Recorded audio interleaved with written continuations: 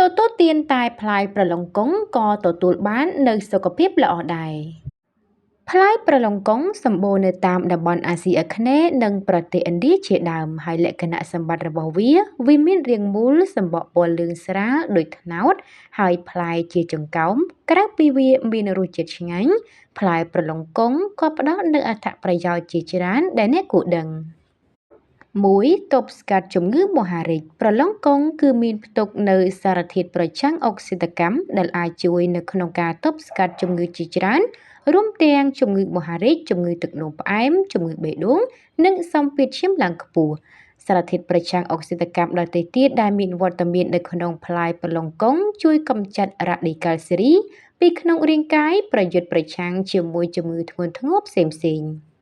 ទី2ល្អសម្រាប់ការលូតលាស់នៃឆ្អឹងវីតាមីន A ដែលមាននៅក្នុងផ្លែប្រឡុងកុងគឺល្អចំពោះសុខភាពរាងកាយទាំងមូលជាពិសេសកម្រិតនៃសារធាតុប្រឆាំងអុកស៊ីតកម្មដែលវាមានផ្ទុកវីតាមីន A ផ្ដល់លទ្ធផលវិជ្ជមានគួរឲ្យភ្ញាក់ផ្អើលចំពោះការលូតលាស់នៃឆ្អឹងមិនត្រឹមតែប៉ុណ្ណោះទេវីតាមីននេះក៏ជួយរក្សាមុខងារសរសៃប្រសាទនិងខួរក្បាលបានផងដែរហើយធ្វើឲ្យអ្នកមើលឃើញកាន់តែច្បាស់សុខភាពស្បែកល្អប្រសើរព្រមទាំងធ្វើឲ្យធ្មេញនិងសក់រឹងមាំថែមទៀតទី3សម្បូរទៅដោយជាតិសរសៃផ្លែប្រឡុងកុងចំនួន100ក្រាមផ្ដល់ជាតិសរសៃច្រើនជាង2ក្រាមដែលមានប្រមាណជា8%នៃការទទួលទានប្រចាំថ្ងៃត្រូវបានផ្ដល់អនុសាសន៍សម្រាប់ស្ត្រីនិង6%ចំពោះបុរសជាតិសរសៃជួយការពារជំងឺបេះដូងនិងបង្ការការទល់លាមក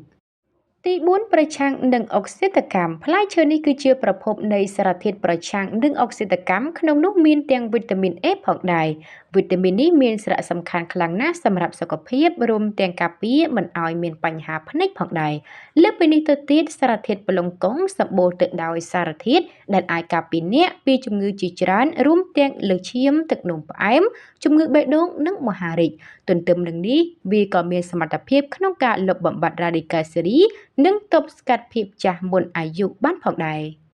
ទី5កាត់បន្ថយអាការៈគ្រុនក្តៅ